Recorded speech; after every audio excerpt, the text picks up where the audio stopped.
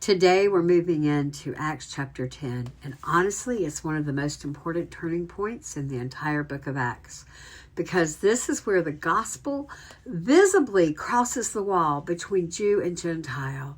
It confronts something the church is still struggling with today: division. We meet Cornelius first. He's a Roman officer, a Gentile, an outsider from the Jewish perspective.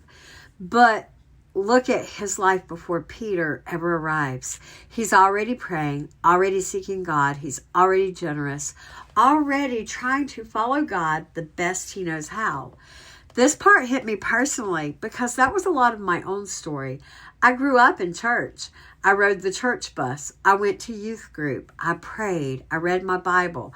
I said the sinner's prayer as a child and got baptized in water. But if I'm honest, I didn't truly surrender my life to God until I encountered the Holy Spirit personally at 20 years old and realized that following Jesus was more than just doing church things. It was about surrender. It was about laying down my will for His. And I think there are a lot of people that are still sitting in churches today who know church culture, but have never truly surrendered their hearts to God. That's why Cornelius stands out to me, because God saw the hunger in his heart before religious people did. Then Peter goes up on the rooftop to pray, and he has a vision of all these animals being lowered down on a sheet. And the voice says, "Kill and eat." Peter refuses because as a devout Jew, he sees things there that is unclean. But God tells him, "Stop calling unclean what I have made clean."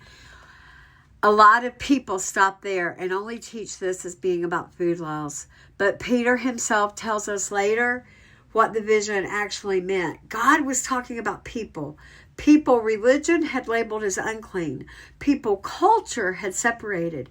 People society had rejected. And honestly, the church is still doing this today. We divide over race, politics, denominations, social status, appearance, gender, age, background, addiction, church culture. But Acts 10 confronts that spirit directly. And honestly, I got to experience a glimpse of what the church is supposed to look like this spring at Unite 2026. Different races, different churches, different worship styles, different pastors, different denominations, and everybody coming together around one thing: Jesus. People worship differently. They were dressed differently. They expressed their faith differently. But people were loved, prayed for, and ministered to while being pointed to Jesus. That's the church. Not uniformity, unity around Christ. The Holy Spirit breaks walls of religion down, but religion keeps rebuilding. Then Peter walks into Cornelius' house. This matters because Jews normally would not enter the home of a Gentile. Peter himself even says, "You know, this isn't something that we normally do." But God had already been working on Peter's heart before Peter ever got there. I think it's important here because sometimes even sincere believers still have areas where God has to expand their understanding. Being sincere does not mean that we are beyond correction. Then Peter begins preaching. And what is he preaching? He's preaching Jesus. While he's still speaking, the Holy Spirit falls on the Gentiles before water baptism, before religious structure, before they even fully knew what to expect. I love this, honestly, because Acts constantly reminds us God doesn't move according to our neat little systems. The Holy Spirit moves how God chooses. We have to get out of his way.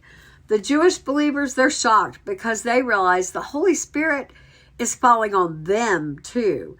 This is still a lesson for today. God is still reaching people religion often overlooks, like the Jews overlooked the Gentiles. So here's the challenge today. Have we built walls Jesus is trying to tear down? And are we willing to let God expand our understanding beyond our comfort zones? Because Acts 10 reminds us God does not play favorites, and the Holy Spirit still breaks barriers religion keeps trying to rebuild. Are you willing to tear them down?